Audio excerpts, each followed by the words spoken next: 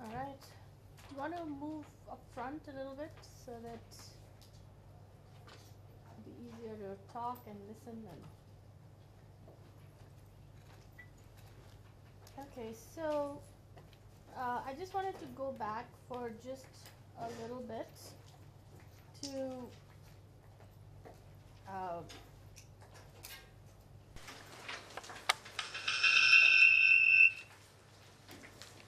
uh, sort of talk about what we, to sort of set the stage for what happens in a first best situation and in a static kind of context, and then how things can be quite different when you're looking at non-first best kind of situation. Okay. So this is stuff that it's in the slides that I handed out and that will be posted up from yesterday. So let's just consider this case where we have, the good being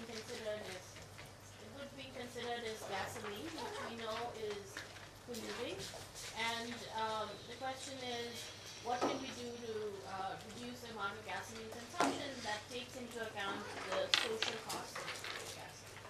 Okay.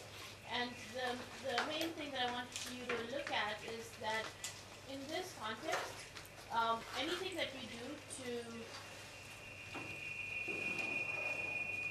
So in this context, anything that we do to reduce gasoline use will always impose an economic cost on the sector, right? And then the other examples that I'll be talking about will actually show you that that need not always be the case. But in this simple example here, let's say that we are starting off with just a simple demand and supply curve, and the market equilibrium will be when the demand is equal to supply.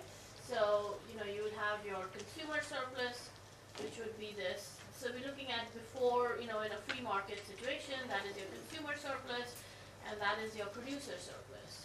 Okay. Now we look at what happens when you have a carbon tax. Okay, the carbon tax is going to shift your supply curve up to the left because it makes gasoline more expensive. So the price for the consumers is going to increase, and the quantity that will be consumed is going to decrease. Okay? All right.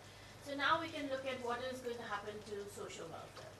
So before the tax, the consumer surplus was basically all of this, right? Everything right up to here.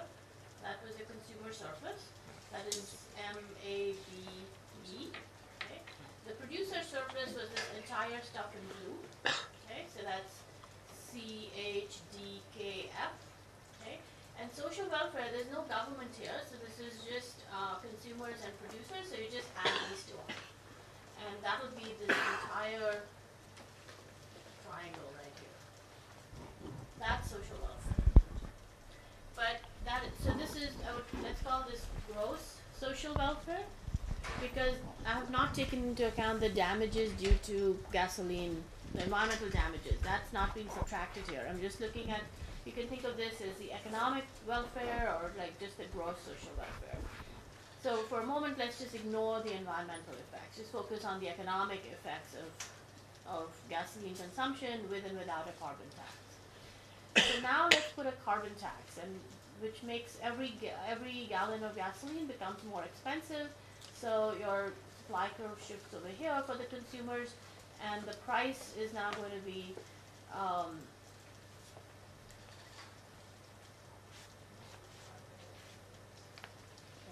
So that's the new price.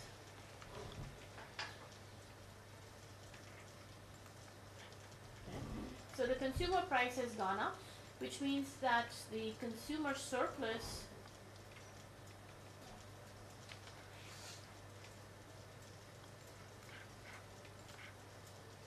so that's the consumer price. So the consumer surplus has gone down. There's a reduction in consumer surplus, and now the consumer surplus will be just this area here. Okay? So consumer surplus has decreased. Right? So the new consumer surplus is this area, which we're calling M. Okay? And the producer surplus is going to be lower also, because the producers, this here,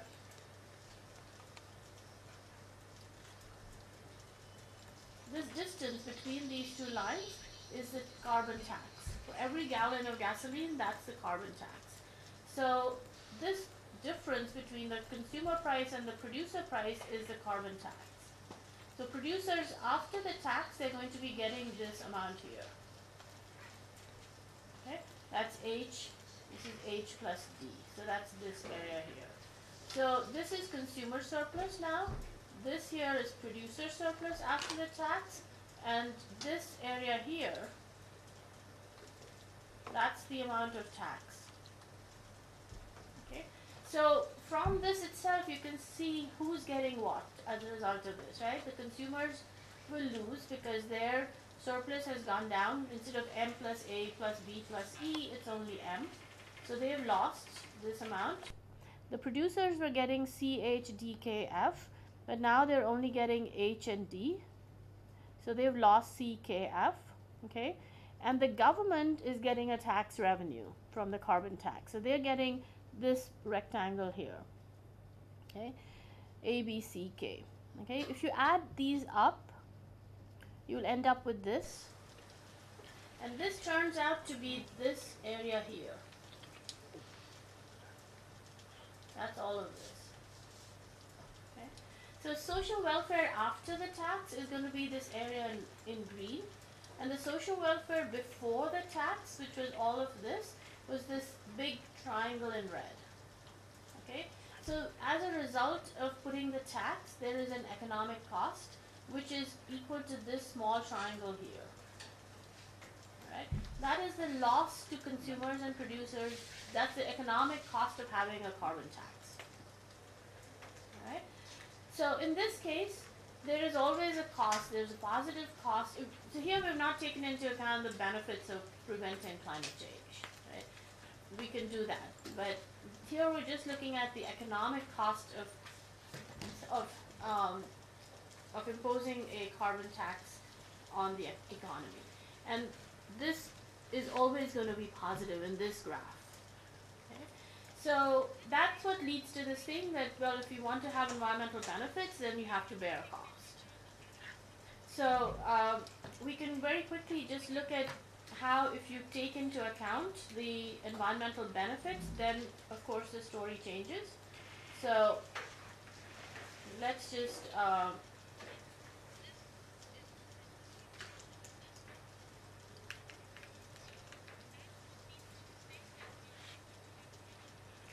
so here we said this triangle here, that is the economic, that's the welfare cost.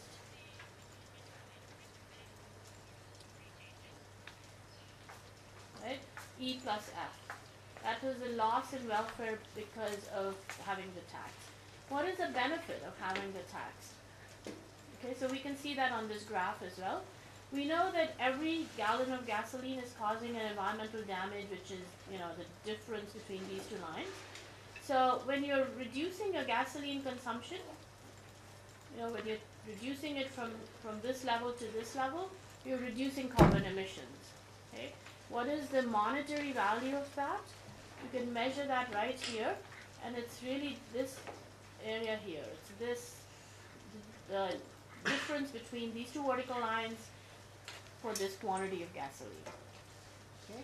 So this is the total benefits, and this is the cost. So the cost is less than the benefit. So this little triangle here is your net benefit after you've taken into account the environmental benefits and the economic cost. Okay?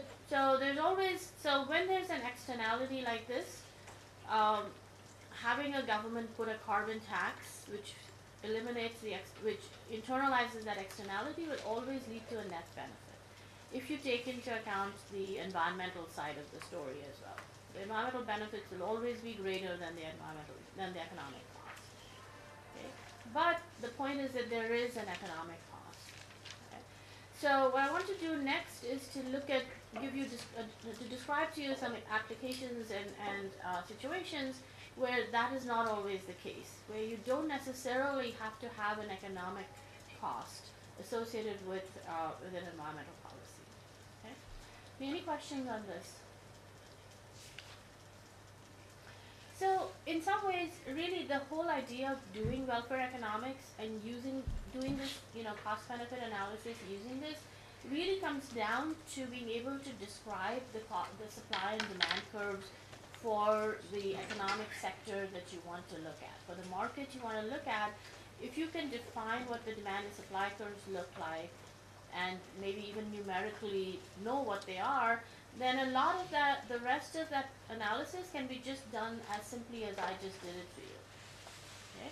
It's a lot of stuff is here in the demand and supply graph. There's, everything that we're doing is really represented over here.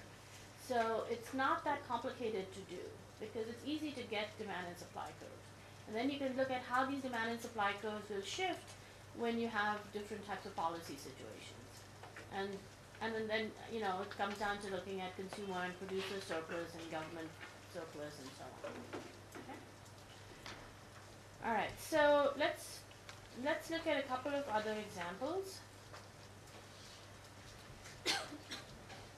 All right, so what we're going to do today is go through basically, I'll try to go through two examples. And, these are based on two papers of mine. The first one of these is actually part of my dissertation. And I'll give you a little bit of background on how I came to do it and, just something that's sort of useful to know of the challenges of doing research.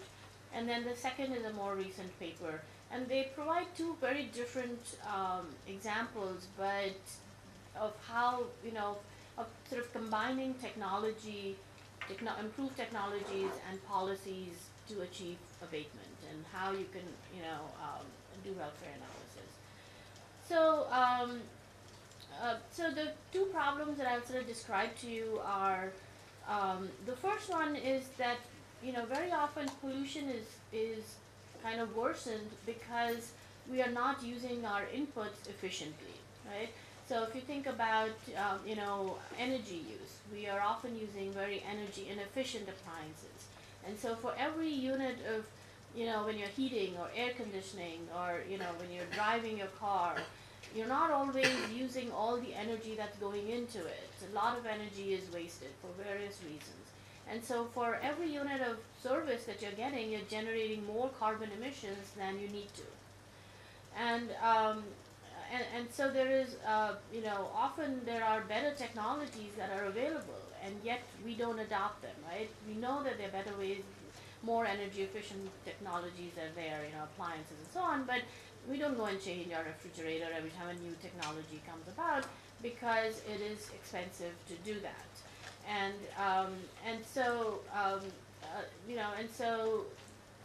Even though it often looks like energy efficiency offers or improvements in efficiency of any inputs. It's not just energy. It's the way we use water, is another example. So there are just a lot of technologies out there that even, in many cases they make sense from an economic perspective, but we don't adopt them. And so the question is, they look like they're win-win technologies because you can even sometimes increase your profits and reduce environmental effects, and yet they don't get adopted. And so the question is, why is there under-adoption of these efficiency-enhancing technologies?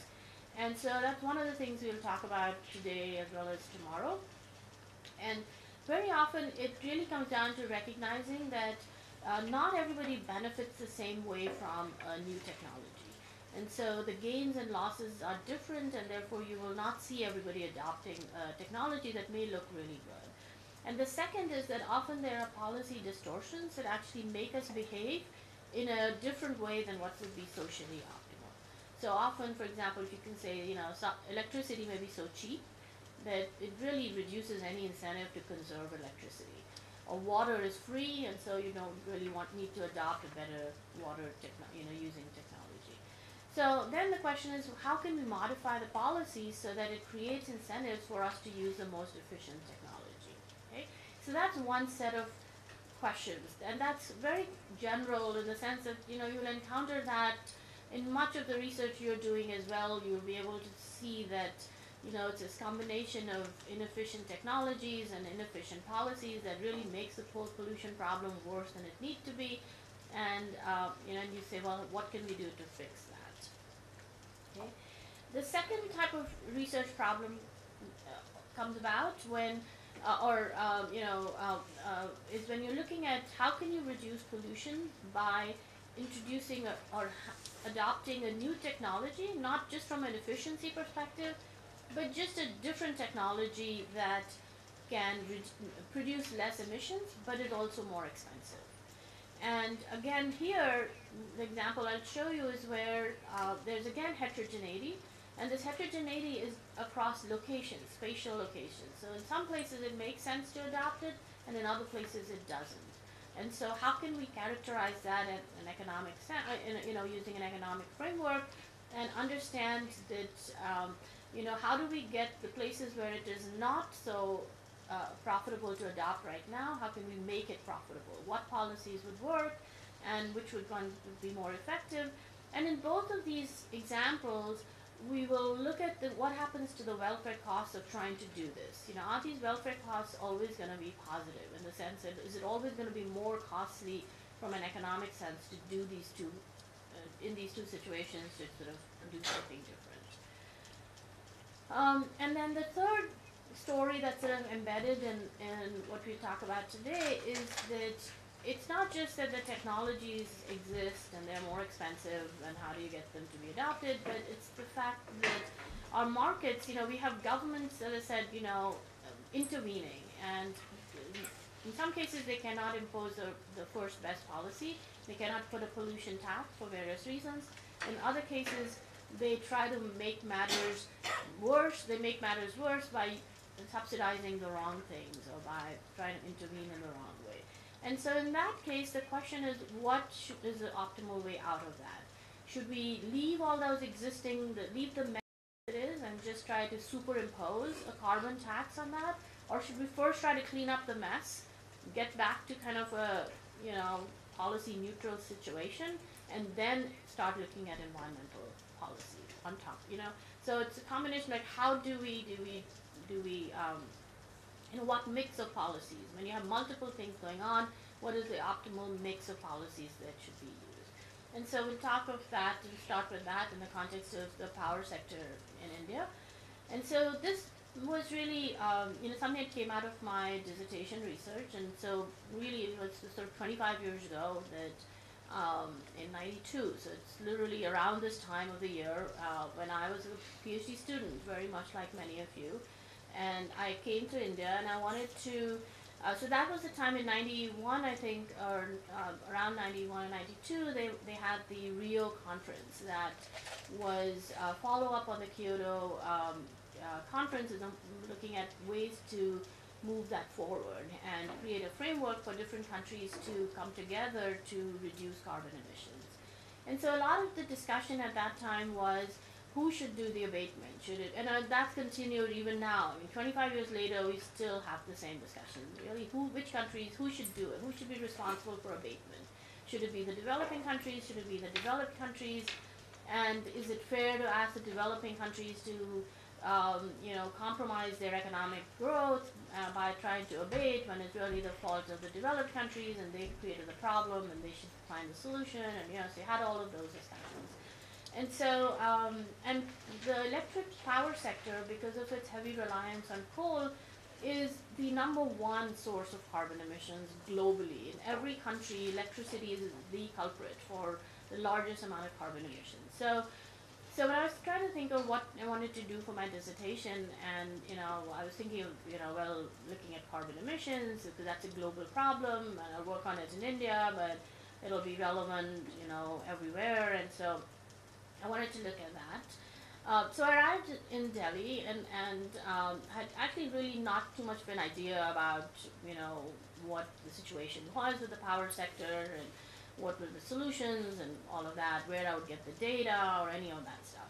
And this was prior to the internet, so it wasn't easy. You couldn't just come and, the internet had just started. So I couldn't sort of just come here and start Googling and finding stuff and having everything there. So even finding out who would know anything about the power sector was a challenge. And it was also, I'd studied at Delhi School, and I so obviously knew the professors there, although that had been, quite many years ago. But there was not also, people were not as actively engaged in research at that time. So it wasn't easy to find professors who were publishing papers, and you could just go talk to them and, start working on things with them. So most people, very different situation now. So after a lot of sort of initial floundering around trying to find where to start, I learned about TERI, and so that was before the TERI University was formed. They just had the TERI, the institute.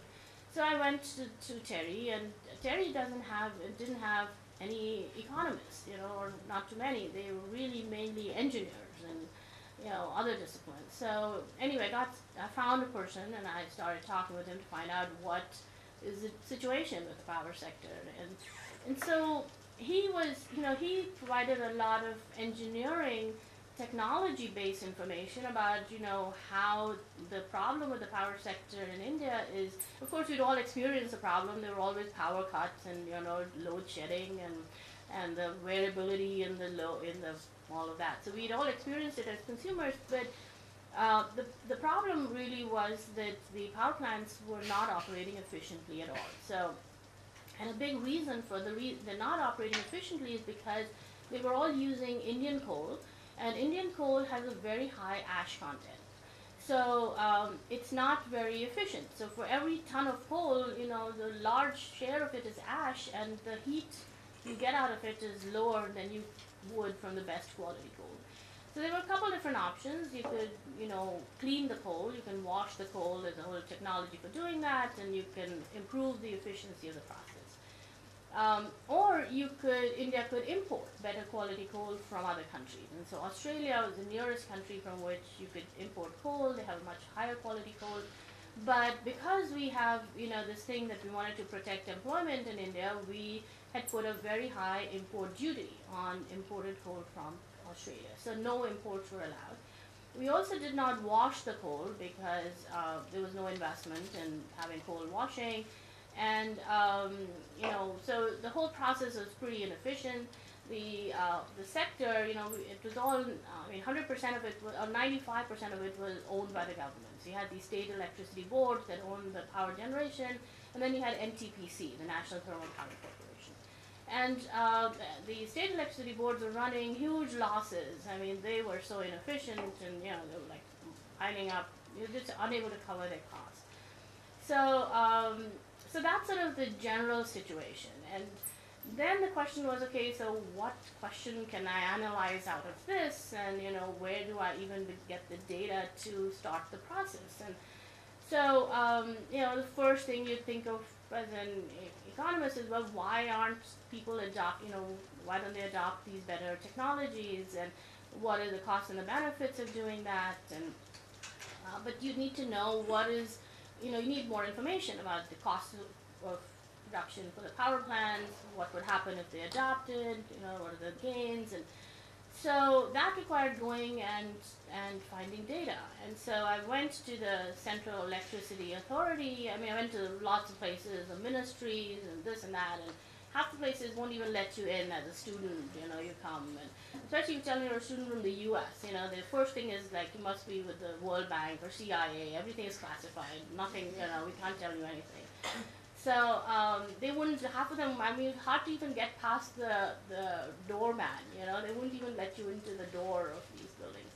So for that also you had to have some connection so that you could call up somebody, and then they would instruct the doorman, and then you could enter the building.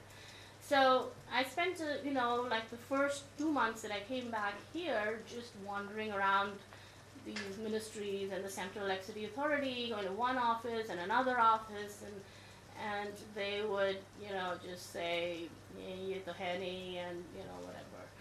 So then one person, actually the central expertise, his wife was also doing a PhD. So he understood the problems of a PhD student. And he said, okay, I'll try to find out who has information about the power plants in India and who can give it to. So again, many weeks later, finally found this one person in the Central Electricity Authority office, small office, and this guy had a mine of information. I mean, he was the source of information about every power plant in India at a micro level. Not only the plant, but it's every turbine. He had information about it.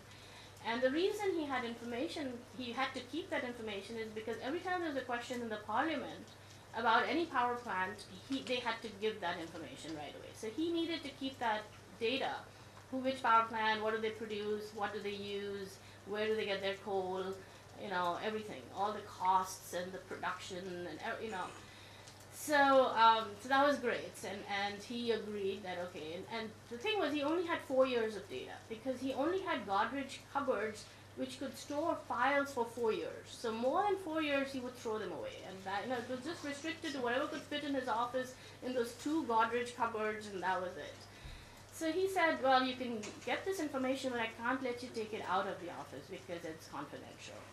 And photocopying was, very expensive, and I couldn't take it out and photocopy it either. So I had to actually sit in his office for literally like 4 or 5 months. Every day I would show up in his office, and I didn't have a laptop. This was 92. It hadn't even been invented yet. So I had a desktop at home, and I would go to his office every day, and then for every power plant, I would sit down and manually copy and hand the data for that, and then bring it home and then enter it on my computer and construct a database.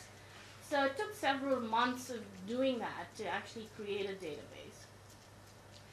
And so I was here for about a year, and I collected all this data for these power plants, and then still didn't really know what to do with that data. I mean, it was not very clear on how to construct a model and what questions exactly to answer and all of that.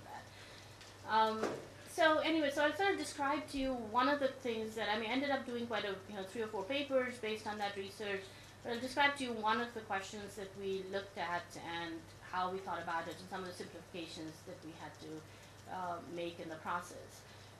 The paper that that is there on your reading list that was published in Resource Energy Economics is published in, I think it was in 1999, and I started this research in 92. So it took 7 years to go from first investigating the problem till you finally it came out in print. And so it's a pretty long process, and you have to really be prepared to persevere and kind of stick to it, and over the 7 years, the reason it didn't get published is there's lots of rejections. I sent that paper all the way from American Economic Review to JPE to QJE, downwards, and so it went through a lot of rejections, and but and it got modified a lot, and part of it is also just learning how to write and publish a paper. I'd never published a paper before. I'd done some by then, but when I started and around the time that I finished my PhD, I hadn't published anything. And so it was a big part of the whole thing was learning how to publish a paper and what is a publishable paper, which is very different. It's just a learning process. So anyway, the thing is that you have to. The main message, I think, the moral of the story is perseverance. You just have to keep knocking at the doors and keep on doing it. Just don't give up. Yeah. What kept you motivated? So the motivation was that there are lots of personal motivations for doing it, but I think by the time I finished my PhD, I got this job at the University of Illinois, and so the tenure process in the American universities is really strenuous and very tough, and it's publish or perish, and I obviously so that was a huge motivation. You don't want to fail, and especially when you're a foreigner in another country. The cost of failure is huge, and for domestic people, Americans who are there, If you don't get tenure in one university, you can apply to another, and it's not that difficult, and life continues after tenure. But for a foreigner, it's just a huge thing. I mean, and your whole it's a whole life thing rather than just a job, because everything centers around it. So that was a huge motivation. And then actually what really helps is having a good mentor and a good advisor who keeps you positive, so that and is convinced that your research is actually much better than what the referees think about it. The referees don't get it. And so that helps a lot, because you sort of feel that, yeah, it's just a case of making other people see the light, and doing it. So it was, a combination of those things. And having invested all that effort in doing it, you kind of want to make sure that it sees the end of, in terms of the publication. So, so let me sort of just describe to you what I just basically said in terms of what are the key, in any situation, in any, when you're doing your research, it's always good to step back a little bit from it and try to get to the crux of the problem, and which we call the stylized facts of the problem. So strip away a lot of the nitty-gritty stuff and see what is at the core of the problem, what is the main issue. And so in the case of here's what it would be, in the case of, and sometimes it takes a while to figure this out, when you're in the throes of it, you can't really step back from it. But anyway, so the description of the problem is you have the coal sector in India. It's a major source of carbon emissions. And you want to, there's concern about carbon emissions, but it's also costly for the country to do. And so you have to figure out, well, what are the solutions to reducing carbon emissions, but can you do that in a way without having to shut down all the power plants, because that's not a good idea. It's also a sector where there's a lot of government intervention. It is not going to fit the textbook of a profit maximizing competitive sector that is, running along. They have the state electricity board, you have these losses, and the plants are operating inefficiently, they shut down, they break down, they're, below capacity. There's no lack of competition, it's government owned, there's no incentive for anybody to increase efficiency. And then the other situation is that you have got demand which is more than supply. And we're all familiar with the load shedding that goes on. So so if you look at the in general, electricity generation is a very inefficient process. So out of the 100 units of heat that come out of coal, when you burn coal, from the 100 units of heat that you get, only 35% become electricity.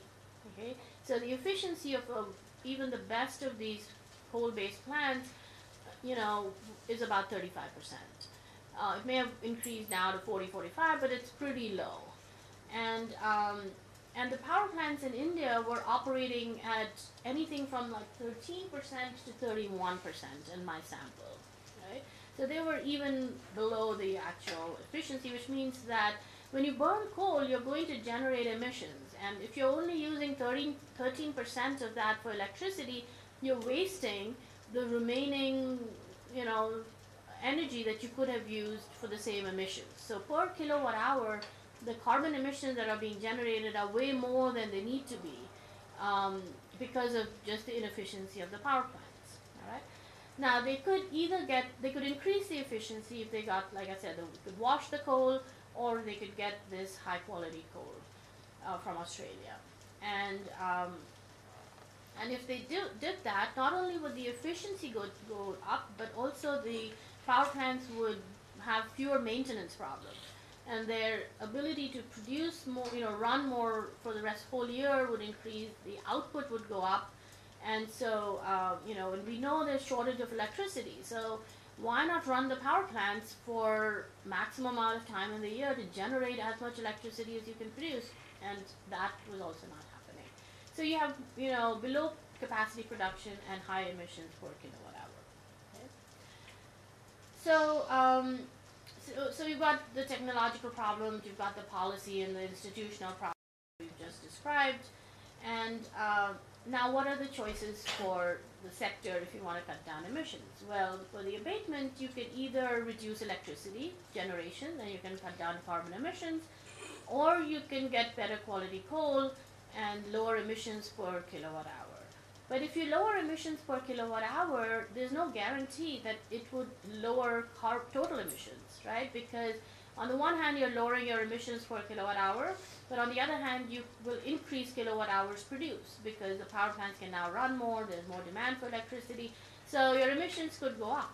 So technology is not necessarily the only thing you need here, because technology may increase emissions, even though it increases the efficiency and all of that. In terms of policy, you could either say, well, let's just put a carbon tax. If you put a carbon tax, then and keep everything else the same, then it'll make people realize that, look, the carbon is, emissions are costly, you need to do something about it. In a government-owned setup, a carbon tax would actually not, you'd wonder whether it would make any difference. It'll just add to the losses of the state electricity boards, and the central government will pay them, and nobody will change anything. So that's, another side of the story, which you kind of have to make some assumptions to deal with. Or you could get rid of all these subsidies and tariffs and things like that, and then say, well, let's first get rid of it and see what happens. Does it improve the performance of the sector and reduce emissions or not? And then impose a carbon tax. So let's try to get to a first best situation, get rid of all the distortions, and then try to deal with the environmental problem. Okay? All right, so in doing this, so you take the stylized facts, and now you have to put this in an economic model. And, all the economic models that you deal with and read about are mainly set up in a developed country context where relatively things are pretty clean and well defined. And they're all underlying any of this is the assumption that the firms are profit maximizing. So the first thing, when I took all this stuff to my advisor back in Berkeley and I said, this is the situation, now what do I do with it? It was really hard to communicate to him, how can it be possible that you can have these power plants running at losses year after year, and the government is just paying them and not doing anything about it? And, it was just sort of a pretty unheard of thing, because something like this would never happen in the US, where the government would continue to subsidize an industry that's making losses. So, and then the question is, how do you deal with it? If you can't impose a profit motive, then the whole welfare economic application breaks down, because, then you have to really get out of the whole, this only works with profit maximization. So, in some sense, I had to force this problem into that context when it was not the right thing, but there was no other solution to dealing with that. You could, once you get out of the profit maximizing paradigm, there's no conceptual framework. So now, of course, there's a whole rise of this field of behavioral economics that realizes that people are not utility maximizers and firms are not profit maximizers. And they show you that. They'll do all these experiments to show how people are not making rational decisions. But while and we all know that, none of us are maximizing utility.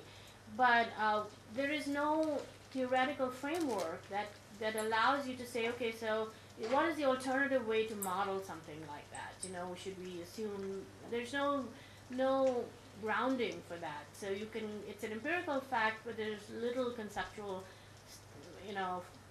knowledge of how to use that and run with it. So anyway, so here we made the assumption that, let's assume that they are profit maximizing. Okay, we also had to make this assumption that the government is, providing a subsidy per unit of electricity, which is of course not the case, and really the government just covers some percentage of the losses and gives them a lump sum transfer or something, or wipes it out or whatever. But we made the simplifying assumption that there's a subsidy to cover the losses per unit of electricity. So more electricity you produce, more subsidy you get. We know that electricity for the residential consumers in India is cheaper, the price is cheaper than the cost, but it's higher for the commercial sector, so there's actually cross-subsidization. But here we made a simplifying assumption that everybody gets a subsidy. We know that demand is greater than supply, and a lot of people are using generators and generating their own electricity, right? So we ignored that as well. We just said there's a shortage of electricity. Um, we also ignored other options for retrofitting the power plants and improving their other technology. And in the paper that finally got published, I had to even take out the washing of coal as an alternative because it's just too messy and it's very hard to communicate to reviewers. So it kept it very simple, just the option that you could import coal, clean coal from Australia, or you could use your domestic coal. Those are the only two options considered in the paper. Okay. So the big picture questions that I wanted to analyze were, is there always a conflict between environment and development, in the sense that if we want to reduce emissions, does that necessarily mean that it will reduce electricity generation or impose high costs on the economy and the consumers and so on, or are there synergies between the two? The second one was, you hear about these win-win technologies, but are they really win-win, and for whom, and so on, and under what conditions? And then specifically, what are the welfare consequences for consumers and producers in India and the electricity sector when we have any strategy for reducing carbon emissions, and which strategies would be the most cost-effective? So here I switched away from doing a cost-benefit analysis, in the sense that I did not have the social cost of carbon for India, and I did not want to get into all of that. Instead, I just wanted to look at, if we want to reduce emissions by, say, 10% compared to the baseline, then what is the most cost-effective way to do that? So what was the strategy that I took? So I basically said, you've got, we had, I think, data for like 63, there were 63 power plants in India, and they had about 200 units within, each plant has multiple boilers and turbines and so on. So, about 200 of these. And they were all different. Their age was different, their size is different, their performance is different, and so on. So I wanted to look at, for each one of these, heterogeneous units, what would be their profit maximizing choice between using domestic coal versus using imported coal, and what would be their optimal level of production, how much electricity should each one generate, how much coal should they use, and so on, under different policies. And then first determine that for every power plant, every unit, each one of the 200 units, and then aggregate that and look at things for the sector. So the sector is just an aggregation of the units and so on. And then look at how the supply curve, so once you aggregate, you get a supply curve for electricity for India, right? And then you can look at how that supply curve will change with a carbon tax, or with, just like what we showed you in that simple graph, that, carbon tax is shifted to the left, technology policy will shift it to the right. How will the supply curve shift given the demand curve? So the given demand for electricity, downward sloping, but look at how the supply curve will shift under different policies, and then do the welfare calculation that I just showed you the example of. Okay? All right. So we were using this data for 63 power plants, had data for just 4 years, 88 to 92, 89 to 92.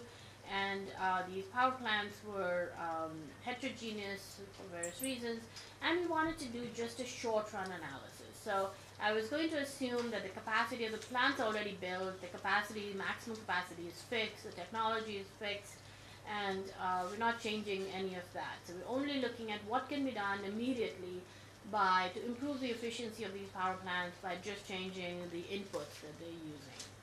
And I only wanted to look at the cost side of it, and then only focus on the electricity sector. So did not look at it was not the partial equilibrium, just one sector. Didn't look at the effects of electricity generation on other sectors, on the industry and all of that, which made it more complicated. And I wanted to embed this technology adoption decision for every micro unit or boiler turbine unit in the sector level model. All right, so just some very simple, just maybe give you an idea. So what I assumed here was that the production function of a micro unit, a boiler turbine unit in a power plant, is got this shape. Okay, it's basically got a fixed input output ratio. So in the short run, there is a fixed ratio. You put in, so many tons of coal, you'll generate so many kilowatt hours of electricity. And there is a maximum capacity. So every power plant has, this is like a megawatt hours, megawatts of power can be generated. So there's an upper limit on how much it can generate in the best of conditions. And below that, I'm assuming it's a fixed input output technology. And so this is what it would be with a domestic coal. And if you use imported coal, then you would get more electricity per unit of coal. So your efficiency goes up. So the efficiency is reflected here in the slope of this production function, and your output can also go up because, so the theoretical maximum is obviously somewhere here, but you're not able to run the power plant 360 days of the year, and so, but with the imported coal, you can run it more and you'll get more capacity utilization. And so, per unit of coal, then your emissions, if you use the imported coal, will be lower. Per kilowatt hour, actually, it's not even per unit of coal, but per kilowatt hour, your emissions would go down when you do that. Okay?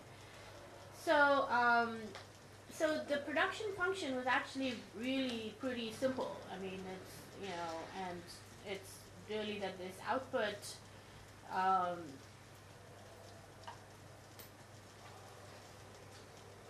okay, so that's the output. Oh, sorry.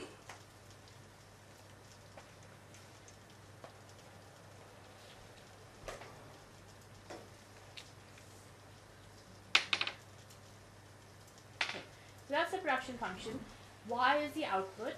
A is the amount of coal, and B is the energy in that coal. So it's just a coefficient that converts coal into kilocalories. That's the amount of energy.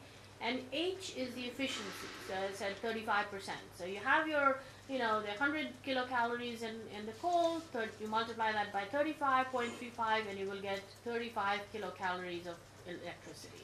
So it's a fairly simple production function, and the maximum you can produce is less than the capacity of the power plant, and you have two technologies. So you can either, which is the two types of coal that you have, domestic, foreign, and if you use the foreign coal, your efficiency is higher than the domestic coal, your total output is higher, and this is the pollution function, which depends on the amount of coal converted to energy and an emissions coefficient.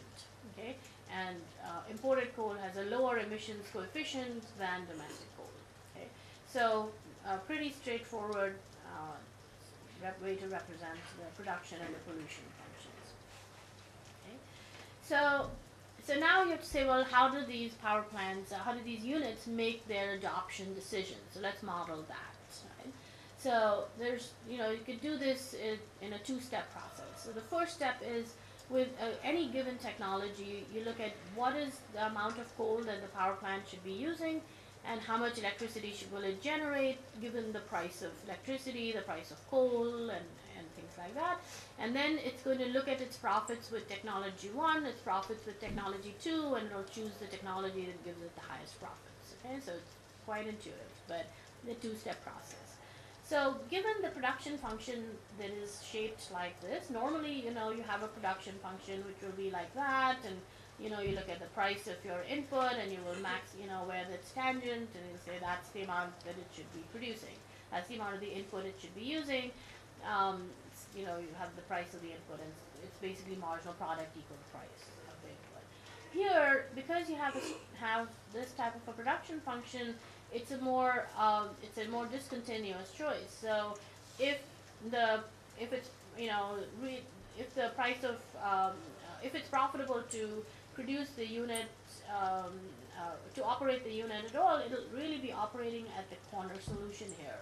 Okay, so it'll either not be operating if it's not profitable, or if it is operating, then it's going to be using this amount of coal. Okay, using more coal doesn't make sense because you don't increase your output anymore. So there's no point in producing to the right of this. And if the price of coal is lower than the productivity of coal here, then you're going to be at this point. And if you switch from here, you're going to go to that point. Okay, so you end up with fairly, three choices. You either don't use any coal and don't do any production, or you would, or you would operate where at the corner solution, or you could operate, if price is just equal to average cost, then you may be indifferent exactly how much you're producing. And then you determine the profits, your price. You can calculate the average variable cost with each type of technology, and since we're only looking at short run, we're not looking at capital costs, so it makes it easier. And you look at the profitability or the quasi rents, and per unit per kilowatt hour times kilowatt hours gives you your maximum profits. And then you compare the profits with technology 1, technology 2, and then that's what the unit chooses to do. So here, because we're looking at a technology that is reducing emissions per kilowatt hour, we're not sure if technology adoption will actually reduce total emissions. It could make the situation worse. Even though it's increasing efficiency, it could make the situation worse. So you cannot be sure about that. Okay. So this is just representing what I just said. You compare your profits with technology 2, with technology 1. You'll adopt technology 2 if your revenue minus your cost minus. Here we said, okay, here, let's say there's a tax on emissions. Some tax tau, here is your emissions. You can, under an emissions tax policy, it'll look at its net profits, net of the tax, compare it to the current technology, and it'll adopt. And so you get this interesting result, which basically says that even if the technology may be more costly on a per kilowatt hour basis, you may still adopt the technology because it gives you high output. So you're really going to be looking, you've got the product of two things, and you want to look at whether this whole thing is bigger than this whole thing. So even though this may be smaller than this, but if this is bigger than that, the whole thing can still be bigger. Okay, so it's not totally straightforward to just say which one. You can't just look at the cost and say on the basis of that. You also have to look at what's happening on the output side. The second thing is that in some cases, even if this was zero, there's no tax, you can still have incentives to adopt the technology. Okay, so there may be some private reasons to adopt the technology, even if there is no social reason. Okay, so because of the shape of that production function, you can end up with a step function as your supply curve. Each one of these steps is one unit, one power generating unit, and they are going to be a power sector. Basically works by bringing in these units one at a time, depending on the demand for electricity, which obviously changes during the day. The cheapest ones come in first, and then the more expensive ones. And so this could be, your supply curve for electricity under one technology. Then under this, for each one of them, you can say, well, how will their cost increase, and who will choose which unit will make what decision, and you can construct a supply curve for the sector that takes into account the optimal decisions made by each unit. Okay, so now these optimal decisions will differ depending upon the policy. If you have a carbon tax, then the choices will be different. If you have a subsidy, then the choices will be again different. So this supply curve is not fixed. The supply curve differs with your policy, and because the choice of technology differs with your policy, and how much each unit is producing differs with the policy. So actually the supply curve is endogenously determined. It's not fixed and given, unlike the simple example I started off with today. It's going to vary depending on the policy. So that makes it a little bit more complicated. Okay, so anyway, let me run through some of the, really quickly, the way we could use this framework. Okay, so this was the stylized way to represent the current situation in the power sector in India. All right. So let's say that initially you have some supply curve, it's upward sloping, but there is a fixed capacity based on the capacity of the 63 power plants that are there in the country. and that's the given demand curve. Now we assume that, so at this price there's obviously not if the price of electricity was here, then you'd have equilibrium between demand and supply. But actually, the government has fixed some price or sells electricity at a much cheaper price. So you end up with a situation where your demand is here, but the supply is only here. Okay, but then they want these units to be operating, even the ones that are not profitable. So they give them a subsidy, and that shifts the supply curve down. So it makes some of these state electricity board units operate even if they wouldn't have done it otherwise. They'd have shut down. So that rectifies and improves the situation and increases supply, but there's still shortage of electricity. Okay, and so that's the current situation that you have. So when yeah. Okay. So now you have several options. You could either take the situation and put a carbon tax on this and keep all these, the subsidies. And here there's no imported coal. Everybody's using domestic coal because imported coal is just too high, the duty is too high. Or you could reform the situation. And so what are the reforms? Well, the first thing you would do is reduce that tariff, make it free trade. You would reduce the subsidy, so get rid of that subsidy.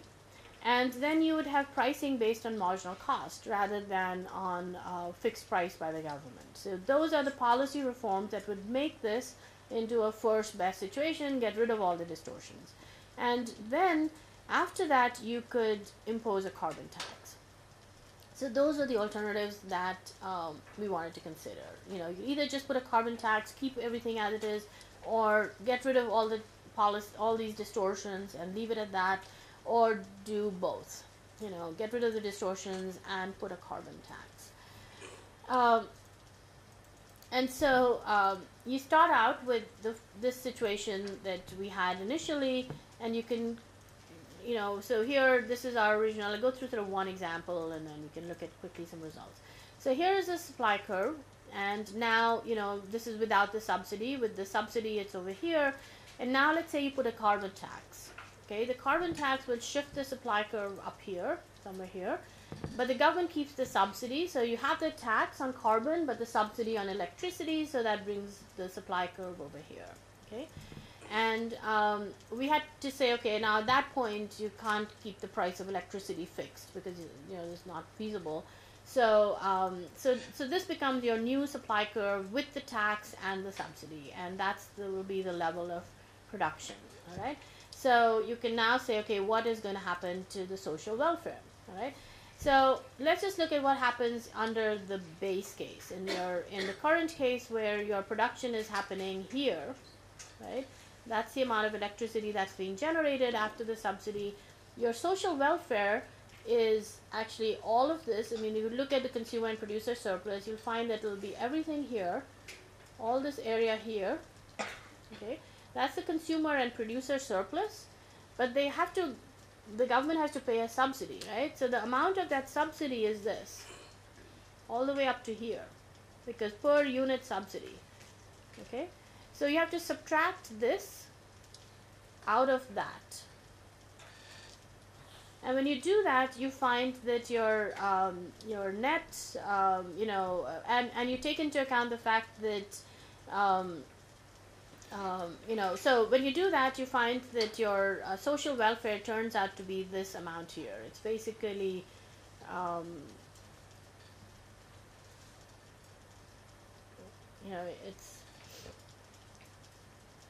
it's really this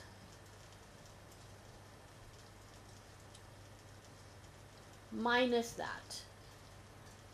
Okay. So this is the deadweight loss of a subsidy. We looked at that yesterday. Every time the government intervenes without any externalities, there's a deadweight loss.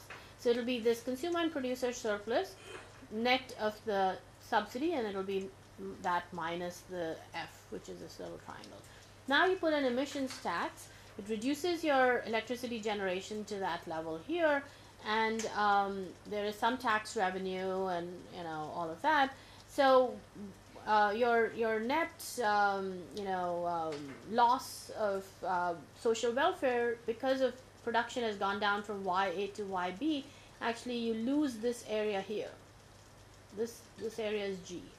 Okay, that's the cost of imposing the carbon tax. Very similar to what I showed you before. It's, when you cut down social welfare. Now here we're not looking at all at the benefits. You're not looking at the environmental benefits of reducing climate change.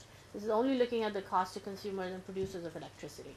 So that's your loss of social welfare for these consumers and producers. But on the other hand, because we've reduced the amount of subsidy the government has to give, because now you're producing less, you are also cutting down on that. So the net effect is this. It's G is the cost, and F is the economic benefit, because less subsidy is needed. But obviously we've cut down production a lot. We've reduced your electricity generation. But nevertheless, now you have a situation where actually you might actually increase your welfare. If this F was huge, then it may be greater than G, and the whole sector, the economic welfare of everybody included, government, consumers, and producers, may actually be positive. So you have a pre-existing distortion, and you put a carbon tax, you might actually increase your economic welfare and rather than decreasing it. So that's sort of different in a first best situation. All right. So now you say, well, what happens if you now allow for a more coordinated policy, where you allow for you remove the subsidies, you remove the tariff, and there'll be units will adopt, and because I showed you, some of them will adopt even if you don't have a carbon tax, because it increases your efficiency and increases output and all that.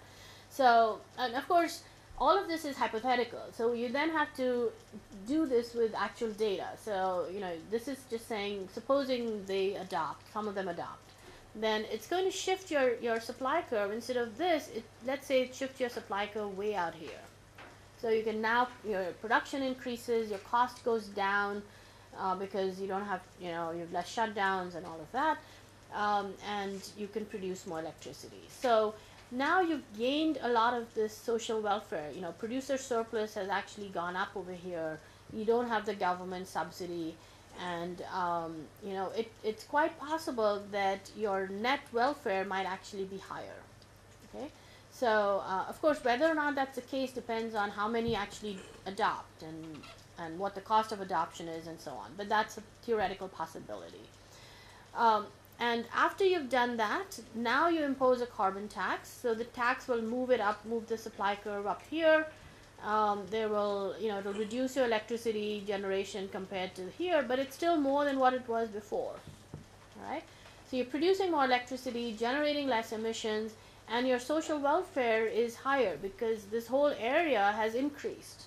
So you've added on more benefit to consumers and to producers. Okay? So here's a case where your welfare may go up, but we don't know whether emissions will go down, because I've told you that this technology may not reduce emissions. So that's why you may still need the carbon tax. Without the carbon tax, you may end up with a more efficient sector, but generating more with a more efficient sector, but generating more emissions. All right, so you can do all that, and then we did a numerical simulation, and conceptually, the numerical simulation is really just with these demand and supply curves and figuring out the areas underneath them and so on. Okay, but you have to write a little computer program to be able to do that. So let's, so these were our cases. The base case, there's no emissions tax. That's, what I said, without the policy. So, then you have just an emissions tax to get to a 10% abatement. The second is you don't have the emissions tax, but you just get rid of the tariff and the subsidy. The third one is you do both. You get rid of the tariff and subsidy and put an emissions tax. So the thing to see is that, and based on what I just told you, when you just put an emissions tax, you'll have to reduce your electricity generation. There's no other way to reduce emissions since it's still too costly to get imported coal. So your consumers are worse off, and producers are worse off compared to the base case. Your subsidy goes down because you're producing less electricity, and your total welfare actually goes up a little bit because the subsidy has gone down. And your emissions go down by 10%. All right? Now, if you were to, instead of the emissions tax, you get rid of the subsidy and the tariff and all of that, you actually find that your total electricity generation could go up compared to, and so your consumers are better off. I'll show you the electricity in the next slide. But your consumers are better off because your electricity generation has gone up and there's more available. But the producers are, you've gotten rid of the subsidy. So there's a lot of cost on the producers. They're no longer getting the subsidy, but on the other hand, the government is not paying anything either.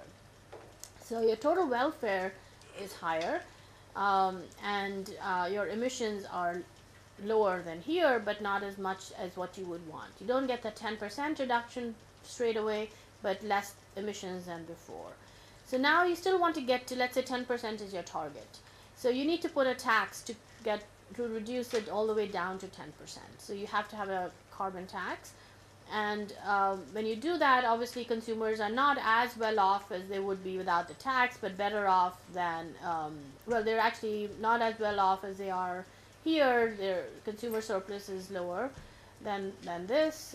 Producer surplus is also lower. There is some emissions tax revenue, but your total welfare is higher than in this case. Okay? And your emissions are lower. So you've been able to lower your emissions while increasing your total welfare for this sector. Okay? If you look at electricity sold, it's actually the electricity sold is higher. You're producing more electricity now than you were in the base case, and that's because you're using better quality coal. So, you know, the reason the consumers are not better off is because you've gotten rid of the subsidy on the consumer side. You know, prices are now based on the market price, and so that's the case. So consumer price is marginally actually higher. It's not even much. It's really the consumer price is the same, but it's not sub. You know, this is sort of the marginal cost-based price. So they're no longer getting the subsidy. This is what the cost.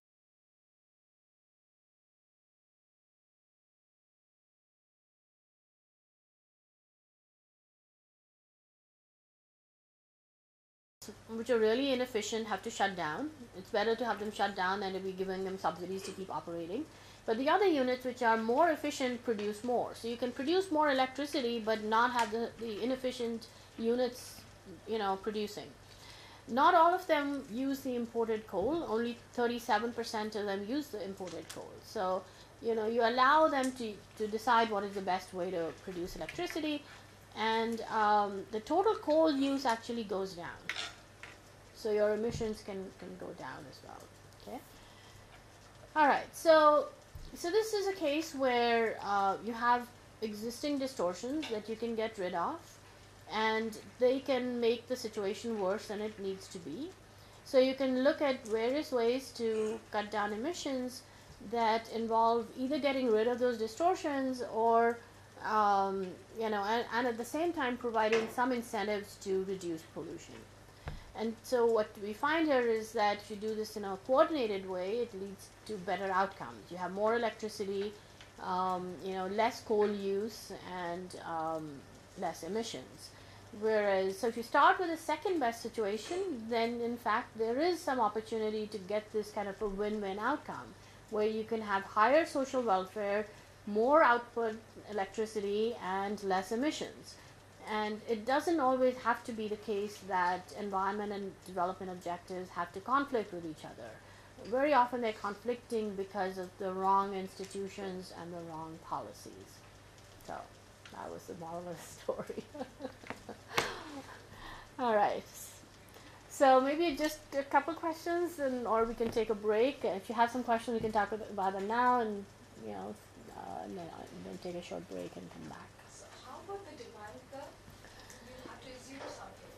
You didn't work that out. Yeah, so we just assumed that we looked at what the demand for electricity was. We made a simple assumption. We looked at, I mean, we took a very simple case of how do you get a demand for electricity. So we assume that there is some elasticity of demand for electricity, and you know, there are a few studies that have looked at in India what is the demand elasticity for electricity, you know, like 0.5 or something. It's fairly inelastic, and all you really need to get a demand curve is two pieces of information. One is what is the elasticity of demand, and the second is, you know, so if you have we assumed a linear demand curve. So to get a linear demand curve, you need two pieces of information. You need to know the slope, and you need to know a point on that demand curve.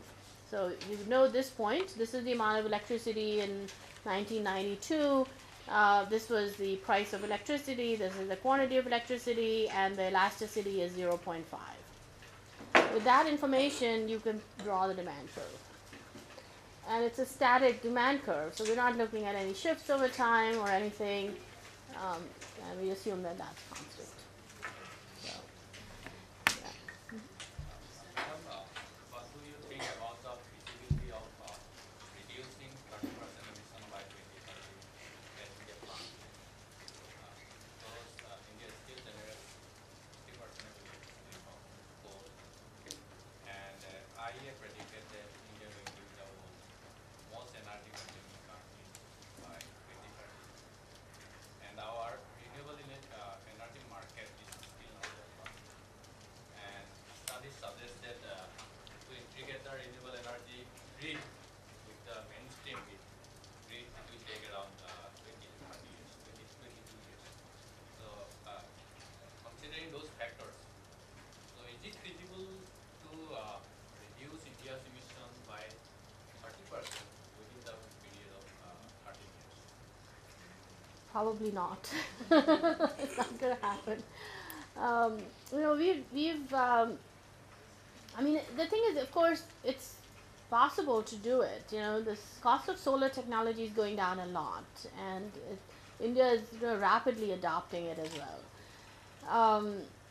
And I'm sure there is, a lot of those state electricity boards are still operating, and we're trying to privatize, but it's slow, and so there's lots of room to do things better. But so you need to have a really concerted policy action to do it. And we've looked at in the case of the US, where they have similar goals. Can we get to like a share of renewable electricity of say 30% by 2030? They also, put the clean power plan. Can we make the power plants clean and get to a 30% reduction by 2030? You can do all of that in practice. If you don't have the will to impose the policy to make sure it's actually followed, very unlikely to happen. Unless the cost of solar goes down so much that, which may be, but I think we're still heavily going to be dependent on coal. And so. Okay, so what an inspiring story. We got to learn what makes a great researcher. I don't know. Hard work, perseverance, not give up, and find innovative ways whenever you stumble challenges. So all those research students, MPhil and PhD, you will have challenges, there will be stumbling blocks, you just have to find a way out. And as Madhu told me once, there's always a way out, you have to navigate. Yeah. So I just remember that quote. That's true. So, All right. yeah, it was very inspiring for us. And we'll take a short break and then do one of our ones. Yes.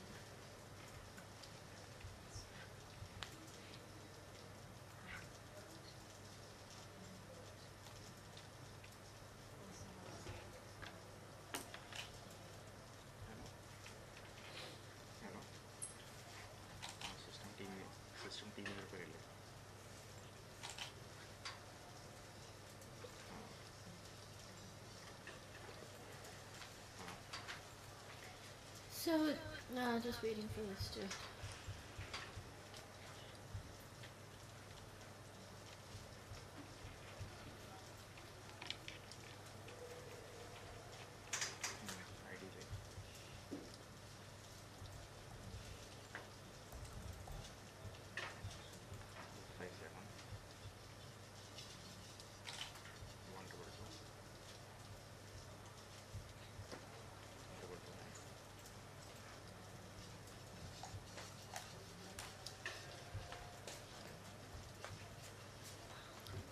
So, I don't know why it's not displaying it.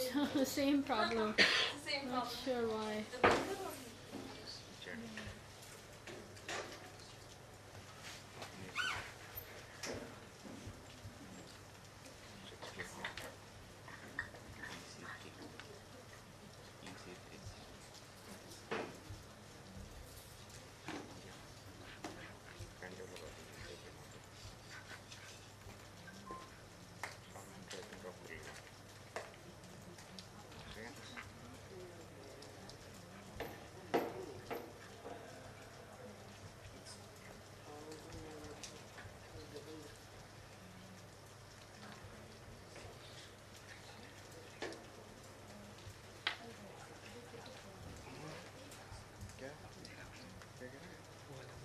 Okay.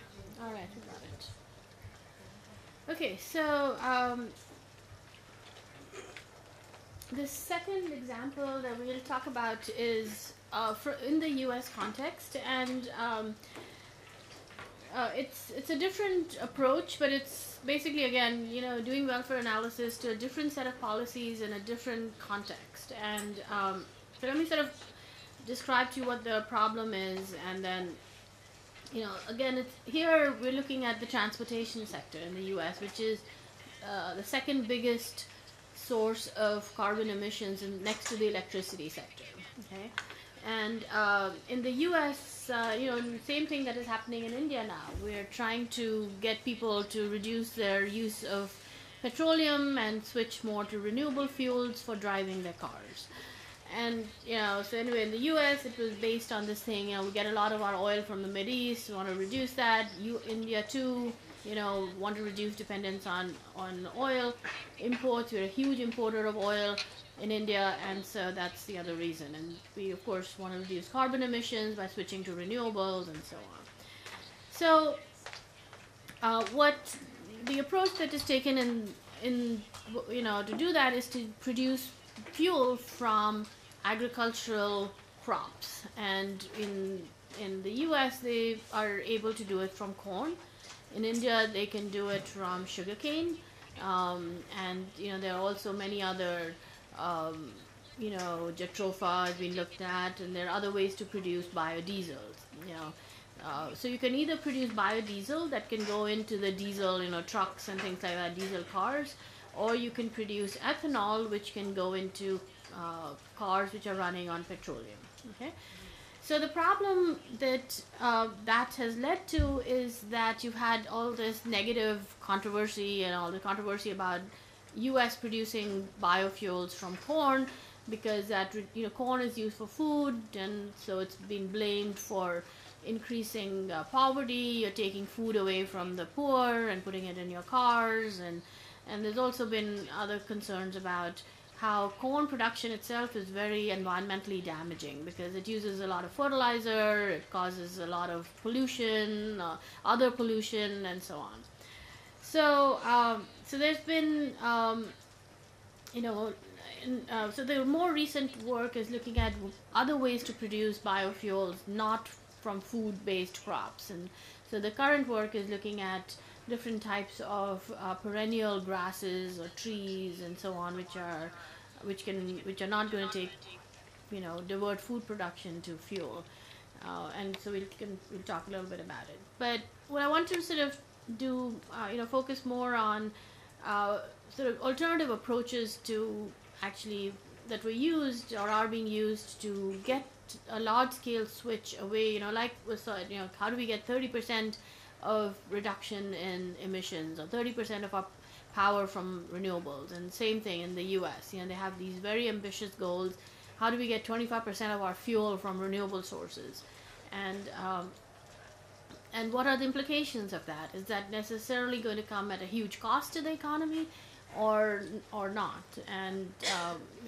so again, you want to compare alternative ways to get to a reduction in emissions and so on. So in the U.S., they use these, these two different approaches. One is they don't have a carbon tax, and there's a lot of, for various political reasons.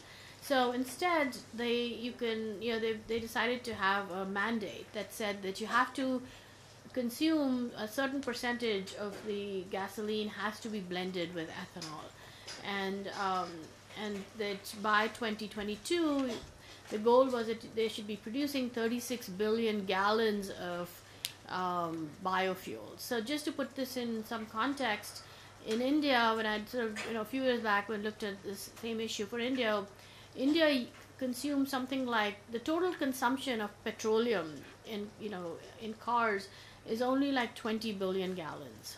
Okay, in India, the biggest the huge consumption is really of diesel, much more than petroleum. For India to do like a 10% blend or a 5% blend, you only need 2 billion gallons of biofuel if you have a 20 billion gallon demand. So here, the U.S. consumption of gasoline is 140 billion gallons a year. And so, if you're talking about 36 billion gallons out of that, they want to convert and to use biofuel. So the scale of the problem is many, many times more over there. Yeah.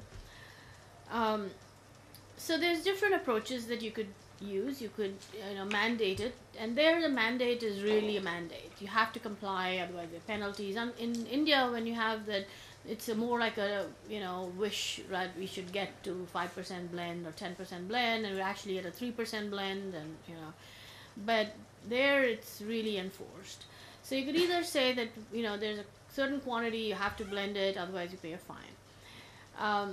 And so that's one of the approaches that's currently being used. They've specified that you can use 15 billion gallons only can come from corn, and the rest 21 billion gallons should be from non-corn based fuels, and some of it, 16 out of that, should come from these other types of biomass, cellulosic biomass from perennial grasses and trees and so on.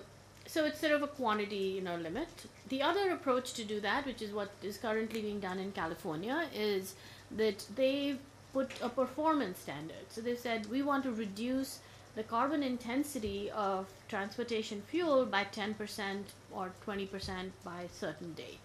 And it's up to you to figure out how you do it, which biofuels you use, whether you switch from gasoline cars to natural gas CNG cars, or you switch to electric cars or to hydrogen or whatever. The industry can figure out how they want to do it, but it's just that the carbon intensity of transportation needs to come down by a certain amount. So what we wanted to do in this research was to compare this technology-based approach to having a performance-based approach, and see how that would affect, which type of biofuels were used, what was the share of biofuels, how much came from corn versus other sources, and what was the cost of achieving a given level of greenhouse gas mitigation. So like the other research, this is also a cost effectiveness analysis. We're not looking at the benefits from cutting down carbon emissions.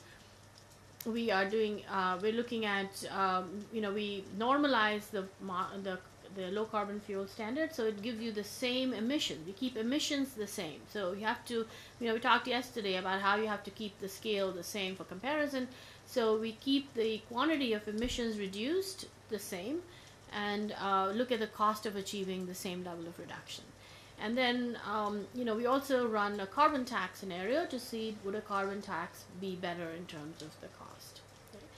So one of the issues with, looking at the carbon effects of biofuels is that it's a very complicated issue. And the reason for the complication is it's not enough to just be able to compare the carbon intensity of 1 gallon of corn ethanol and 1 gallon of gasoline. Because what happens is that when you produce when you take corn and you take some of the corn from food production and put it into fuel, the demand for corn goes up, right? And the demand goes up, the price of corn is going to go up. And because the US is a major exporter of corn in the world market, the US has a 40-50% share of the world market. When the price in the US goes up, it goes up everywhere in the world. And not all the prices go up, because in general demand for land is increasing and there's a limited amount of land. So, you need land for food, and you also need land to produce fuel, and so demand for land goes up, prices of all these crops goes up.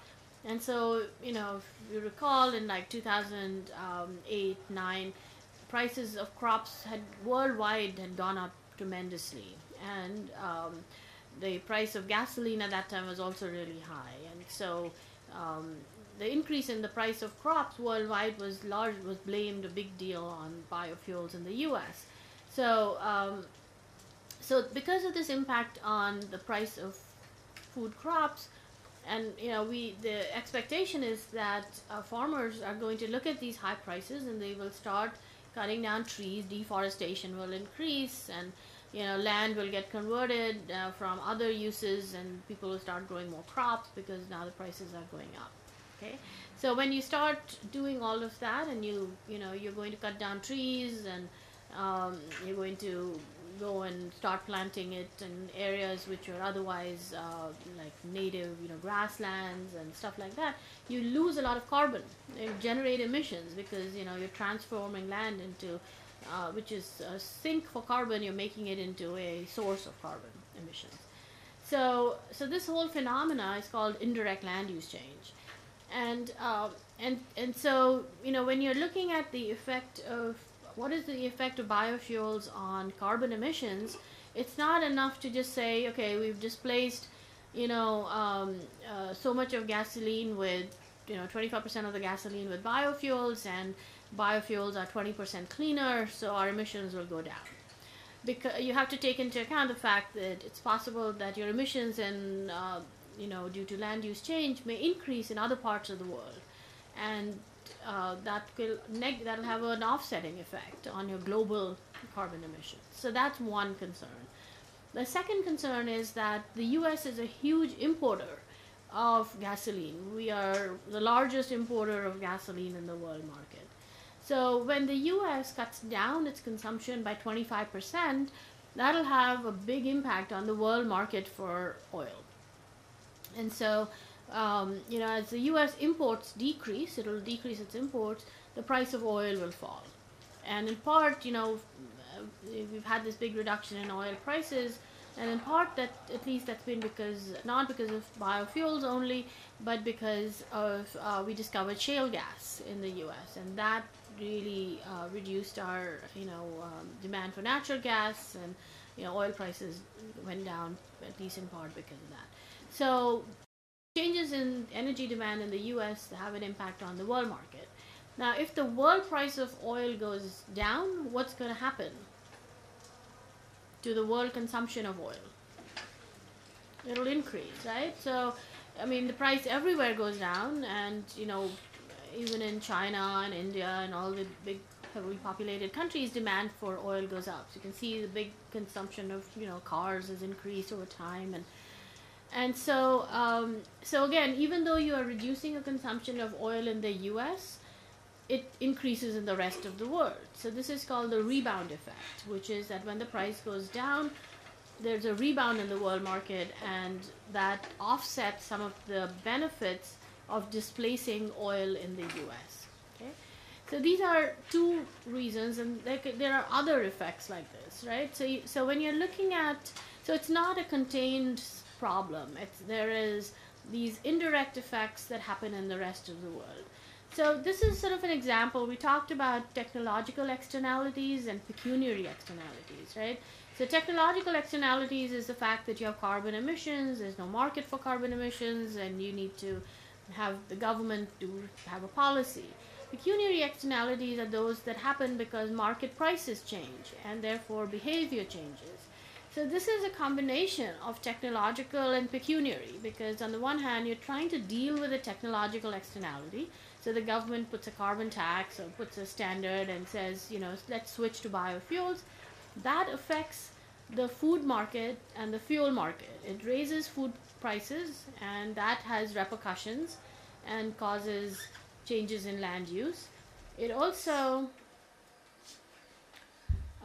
affects fuel market prices because the demand for fuel changes, and so fuel prices are affected. So there's a pecuniary externality there.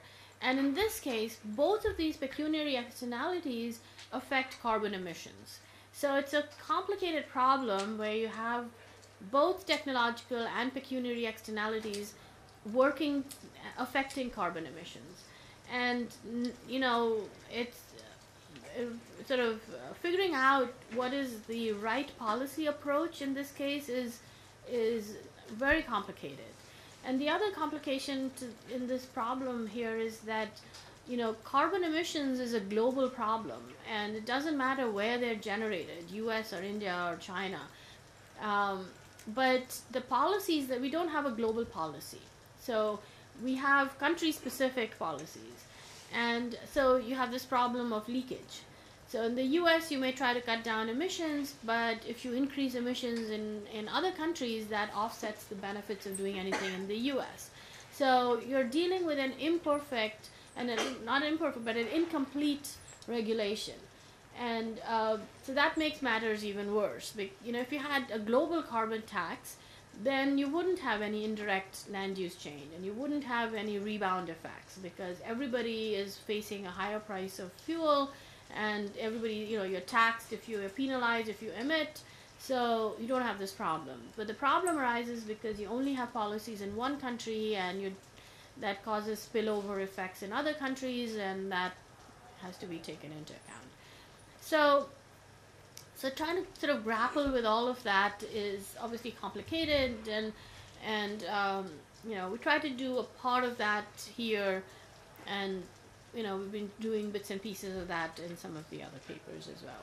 So I'll sort of basically walk you through a little bit of the setup of the problem, and I think the main takeaway from this is really how different policies differ in the incentives they create for how you reduce carbon emissions, and so it's a useful exercise to kind of try to model that and understand why you might get very different outcomes, even though they look like, well, they're both a low carbon fuel standard and a renewable fuel standard. They're all going to promote renewable energy, right? But they actually work in very different ways when you really get down to the details of how they create incentives. So anyway, this is sort of the renewable fuel standard. It basically says that we should increase our consumption of might be out of battery, but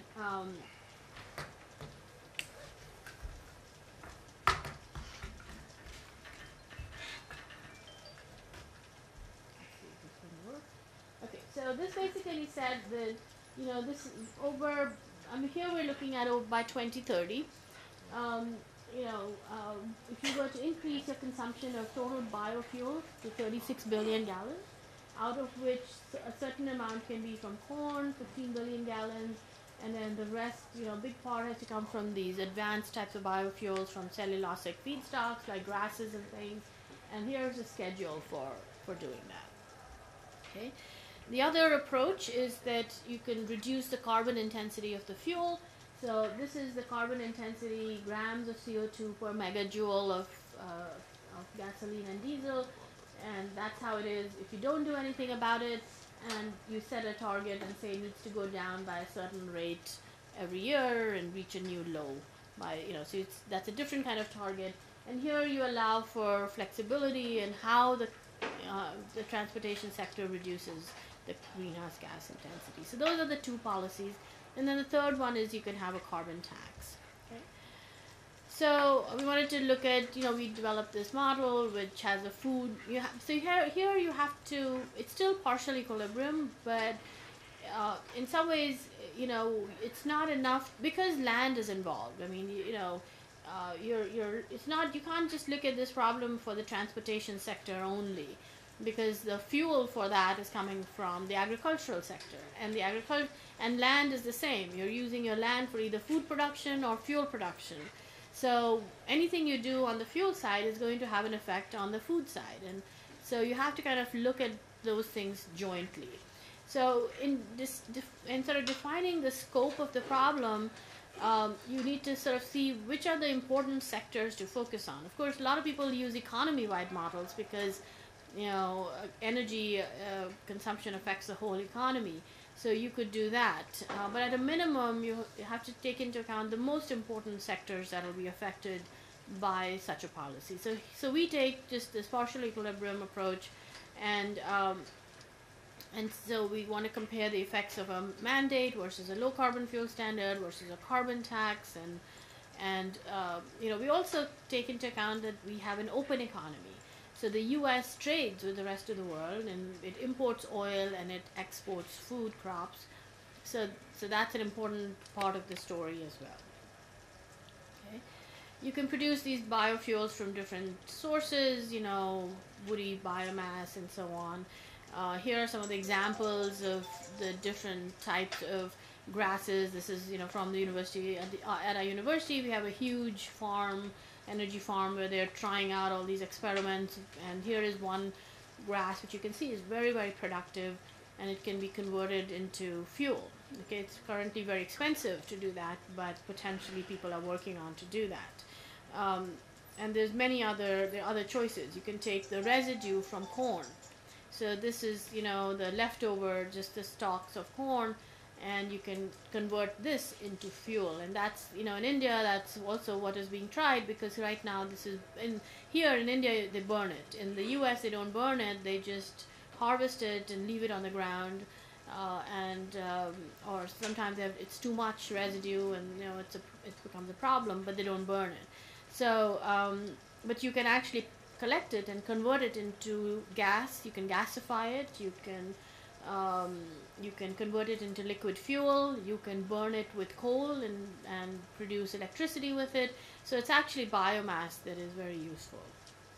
Okay, so again, you need, with any of this research, you need to, even though you want to do economics, you have to know a little bit about the science to be able to include that, and that makes your models more interesting. So so I mean, if you just did a simple economic thing, you would you could have y as a function of x, and you can run a model with it. But if you can actually say this is y is this crop, and this is x is this input, and this is the production function, then it's more interesting and more useful for other people. So here is, we had to learn a little bit about the biofuel production technology. We had to learn a little bit about the crops that are produced, how much yield can you get, and how much fuel can you produce from them per unit of land. And then when you do that, you realize that there's a lot of differences across different methods of using biofuels. It's not just a single type of biofuel and so on. So different crops, you can use them to produce ethanol from corn and sugarcane, and you can use wheat residue and corn residue, and then these are the two grasses, switchgrass and miscanthus. You can produce ethanol out of it, you can produce biodiesel out of it. Depending on what you produce, you will get a different amount of quantity per gallon per acre. And that matters, because to produce 36 billion gallons, if you're going to use corn, you will need much more land than if you were to use miscanthus. And so the choice of crop makes a big difference to the effect that 36 billion gallons will have on food prices and so on. Okay. The different crops and ways to produce biofuel also have different effects on the carbon intensity. It's not the same.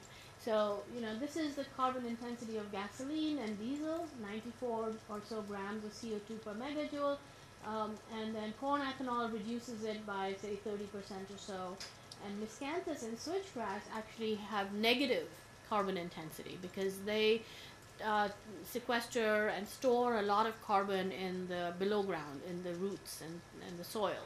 So they take more carbon out of the air than you actually emit, and that makes them, really great in terms of carbon reduction. A big problem with with the current, why we're not driving our cars on miscanthus ethanol is because it's very costly. It's costly to produce, and it's also very costly to convert this into fuel.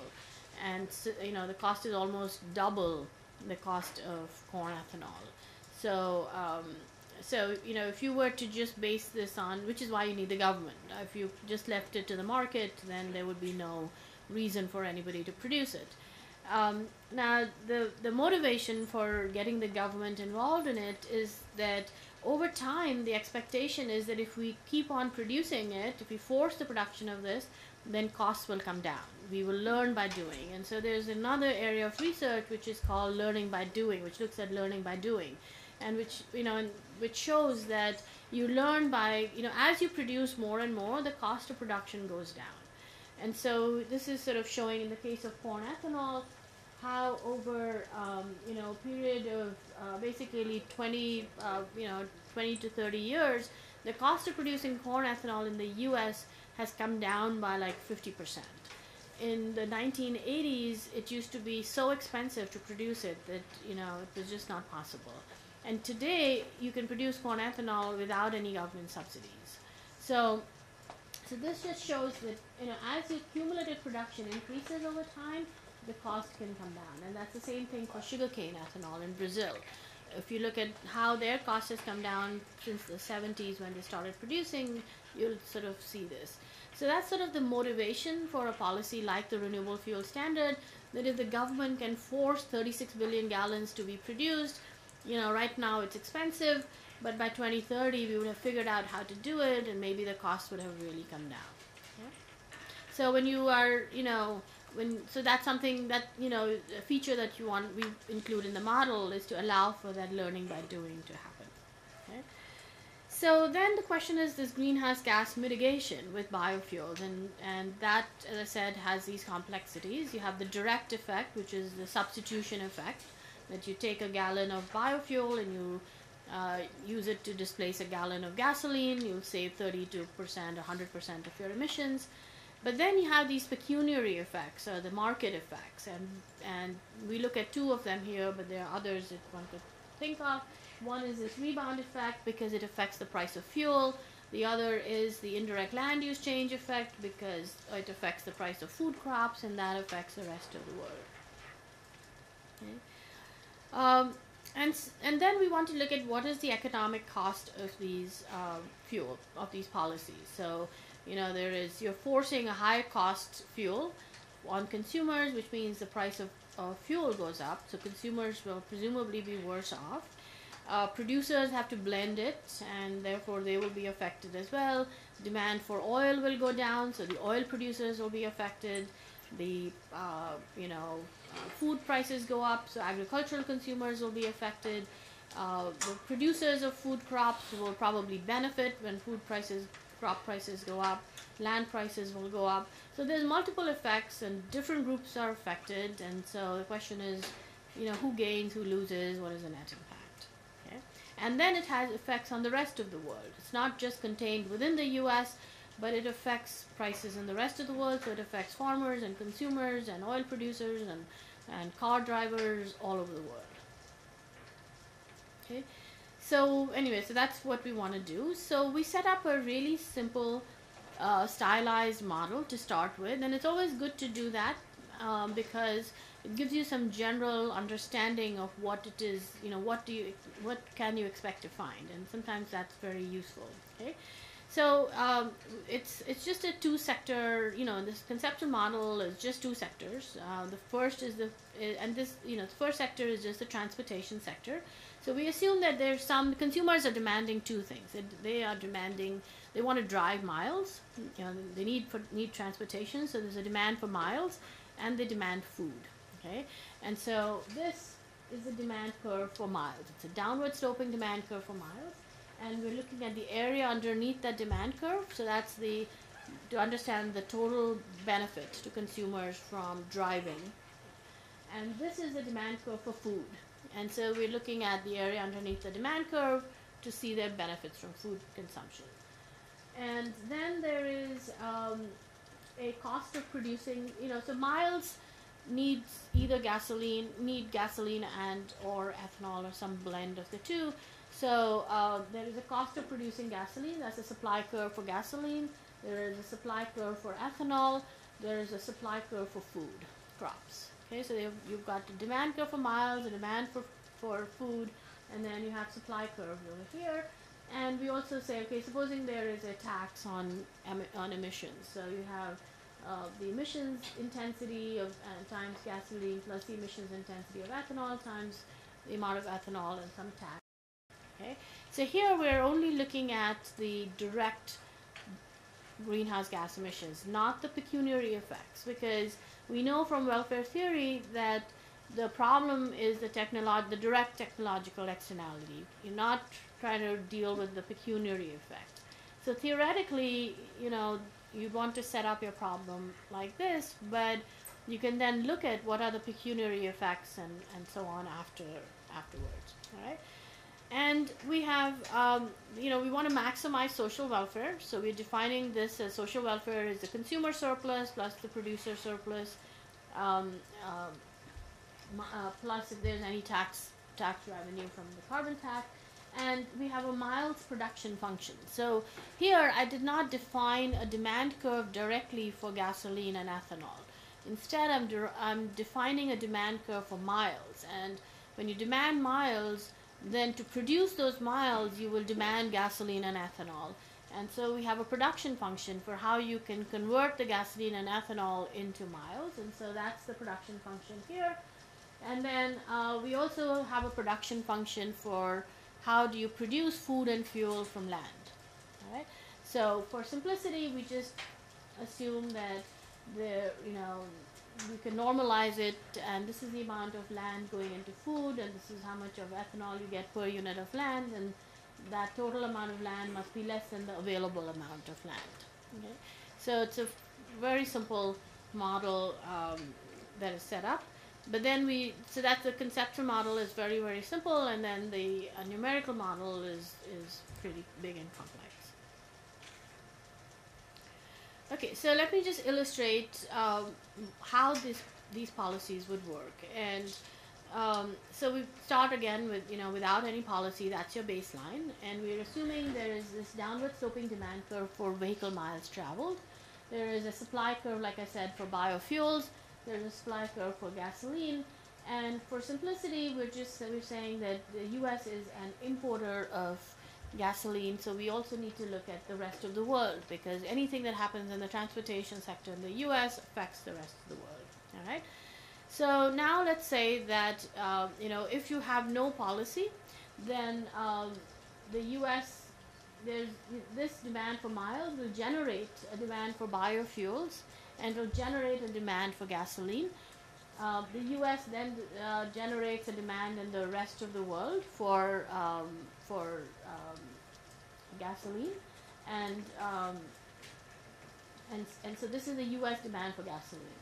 This is the world supply of gasoline. Okay, so the U.S. now there's a market price in the world market, and the U.S. is going to import this quantity of gasoline, and that the rest of the world exports that amount of gasoline to the U.S. So that sets the price of gasoline in the U.S. And at that price, this is the amount that is being produced, and so you can actually,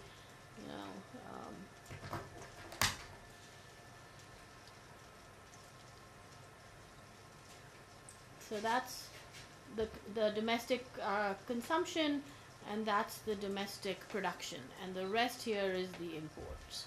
Okay. And if there is no policy, let's say that this is the amount of biofuels that would be produced, and that determines the cost of the gasoline, and the biofuel determines the cost of driving. And so there is a certain demand, a number of miles that will be demanded in the economy.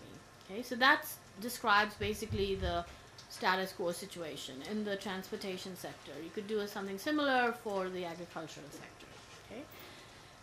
So now on this market, supposing we now take this and we now impose a carbon tax. So what would happen in this market?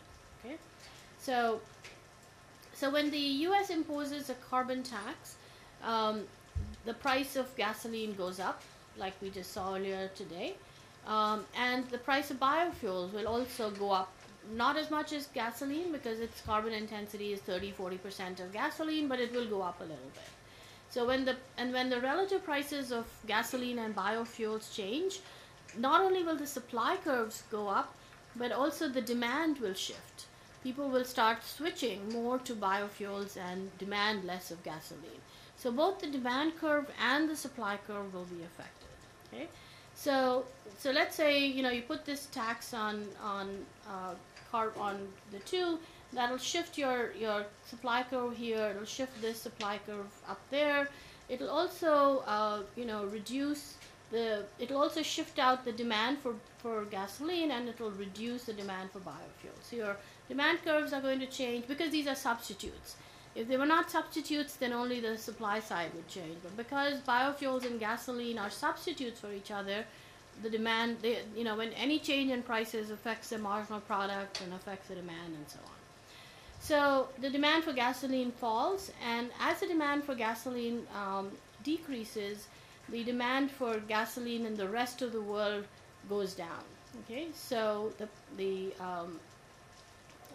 so the price of gasoline will also go down in the rest of the world. Now, instead of the price being over here, the price is going to decrease. Okay, so as a result of that, and then we have this carbon tax. So this is the world price of gasoline has fallen, and then you impose a carbon tax. So the domestic price of gasoline is going to be here, okay, because of the difference in the tax.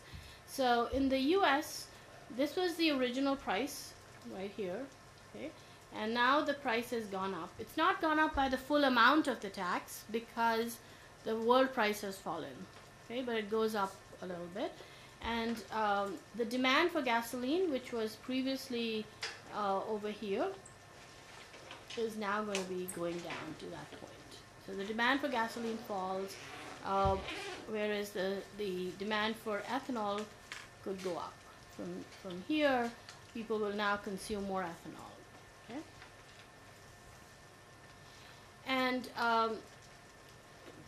And so it's quite likely that because the demand for ethanol has gone up, and because you have a tax. So look at what's happening to the price of fuel for consumers. The price of biofuel is here. It's gone up, and the price of gasoline has also gone up. Okay, so the fuels have become more expensive.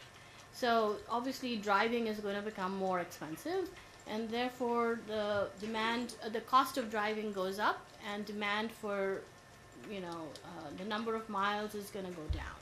Okay, so your carbon emissions are going to go down because of two reasons. One is that you're switching from gasoline to biofuel. You're reducing gasoline and increasing biofuels. And the second is you're making both gasoline and biofuels more expensive. So you're raising the cost of driving. And so for both of these reasons, your miles are going down, and your miles are being driven with cleaner fuel, so your carbon emissions will go down, and and the carbon tax will figure out the least cost way to achieve that. How much should you reduce carbon, how much should you reduce driving versus how much should you change from gasoline to diesel. All that is determined in a way that it reduces at least cost. Okay, so you can sort of keep that in mind, and then we will look at okay, so that's sort of what's happening. In part, you have two things happening. You have a reduction in the demand, and you also have an increase in price. So there is both these things are working in the same direction and reducing a demand for gasoline. Okay. So now you can look at so then you can use the model that we, the simple model that we set up, and you can actually calculate, and you can do the math to see how does it the tax change the demand for ethanol? And how does the tax change greenhouse gas emissions? And what it turns out is that actually, while the tax will always reduce greenhouse gas emissions, and that's almost intuitive, it may or may not actually lead to more ethanol being demanded. If ethanol is a very expensive fuel, then even if you put a tax, what will typically happen is that it will raise the price of gasoline, and most of the reduction in greenhouse gas emissions will be achieved by reducing gasoline use rather than by switching to an expensive fuel. So, so whether or not it will actually create incentives to increase ethanol consumption is ambiguous. And that's one of the reasons why you may not be able to use it if the goal of the policy is innovation, and it is to increase, get this new industry and a new form of fuel being developed. Then a carbon tax may not be the best way to do it, unless you're willing to put a very high carbon tax, and that often is not politically feasible. So that's why you sometimes need to have a mandate, because you just insist that the government says we have to have this, because the cost of the mandate is more hidden. It's not, if you put a $1 or 50 rupee a liter tax, that's visible to consumers. But a mandate, the effects are not visible, and so even though sometimes it may actually be more costly. So what this shows you is the conditions under which, on the demand, it depends on the demand, supply elasticities, and the cost of production and all that. So, that's something that needs to be determined. All right, so the alternative to doing the carbon tax would be to say that 10% of the fuel must be blended with ethanol, and like in India you have the same policy. So now you take out the carbon tax that we had in the previous slide. You still have you're still maximizing social welfare. So you still have your consumer surplus, and in the food and fuel markets you have your supply curves that are used to calculate the producer and consumer surplus, and you have your land constraint. You still have the miles constraint, but now you have this constraint. This just says that the ratio of ethanol to gasoline must be greater than 10%. Okay, so that's sort of the blend mandate. You impose that as the constraint in your model, and then you can you solve the first order conditions. And when you do that, you basically find that given this setup, the optimal amount of demand for gasoline will be one. This is the marginal product of gasoline. This is the marginal cost of gasoline. And then you have this additional term here, which is coming from the shadow price of your constraint, gamma, and it's also coming from the blend mandate. Okay, and it's negative. So this term here is like an implicit tax on gasoline. So even though you have a blend mandate, it actually works by penalizing gasoline, and it rewards the production of ethanol. So this is the marginal product of ethanol, the marginal cost of producing ethanol, and this is the cost. This is the opportunity cost. I'll talk about that in a minute. And here you have this gamma, and this gamma is coming from here. So this gamma is now coming, here it's coming with a positive sign, and here it's coming with a negative sign. So this gamma is like an implicit subsidy on ethanol. Okay, so so the mandate implicitly rewards or subsidizes the biofuel production and implicitly taxes ethanol. And all this is happening without the government actually putting a tax or subsidy, but that's how it will operate. That's how the mandate will be complied with, And so so there is a tax and subsidy scene sort of going on behind the scene. So let's just focus a little bit on this lambda. Okay, so CE, or this is the sort of the marginal cost of producing the ethanol. Okay, but remember we talked about opportunity cost, and you can't just take the monetary cost of producing the ethanol. But in the case of when you're producing ethanol, you're actually giving up the opportunity of using that land to produce food, right? and the returns from food production are different from the returns from fuel production. So you have to take into account that opportunity cost of giving up, the foregone benefits of using that land for food production. And that's where the opportunity cost concept comes in. And mathematically, this is just coming from the shadow price of your land constraint when you do the partial differentiation. Okay, so so that's sort of what is happening over here. And then for the food, you also have to optimize on the amount of food that should, how you should use your land. How much land should be used for fuel production, how much for food, and so that's sort of so lambda over here, if you look at it, this is the price of food coming from your demand curve. This is the marginal cost of producing food. So lambda is the returns from producing food, right? It's the difference between the price and the cost, between the price and the marginal cost. So that's the return on land from producing food. And that return from land is being given up when you convert that to produce fuel.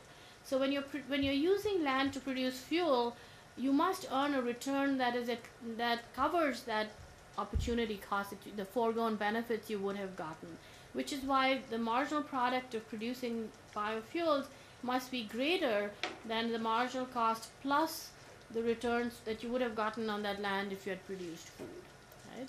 Only then does it make sense to use the land to produce fuel.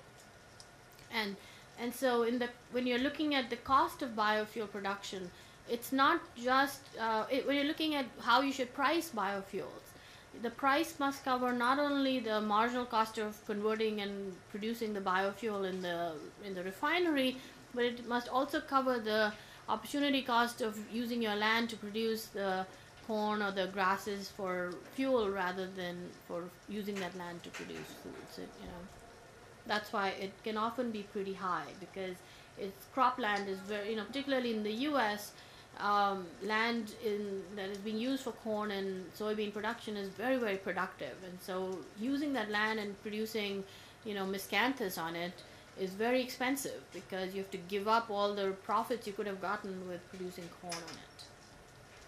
Okay. So we can see now, you can use the same demand and supply graph and see how the mandate will actually create very different incentives than the carbon tax did. All right. So we start with the same, demand and supply graph. You have in the world market, again, that's our imports of gasoline, and this is the amount that is being exported by the rest of the world to the U.S. All right, so the mandate is like a blend mandate. It's that 10% of your gasoline must come from biofuels. So it's going to there's going to be a proportional shift down in your demand for gasoline, and there will be a proportional shift up in your demand for biofuel. It's not a parallel shift, but because it's a blend, it's a proportionate quantity. All right. So what does that mean? It basically means that the mandate is requiring that 10%, you have to reduce your demand for gasoline by 10% and correspondingly increase your demand for ethanol by the same amount. So implicitly, that's where you are subsidizing your, it's like subsidizing your gasoline, right? Even though there's no government subsidy, but by mandating it, you're forcing the demand to increase. So it's like an implicit subsidy. You could get the same effect if you gave a proportional subsidy. And you're also putting a tax, so you're forcing the demand to go down, so it's like a tax on gasoline. And so your demand for gasoline goes down, your demand for, in the world market, your demand for gasoline goes down, and again, the price of gasoline is going to decrease. Okay, so now instead of that being your price in the status quo, the price after the mandate comes down to this level. Okay. And so your demand for gasoline goes down from here to here.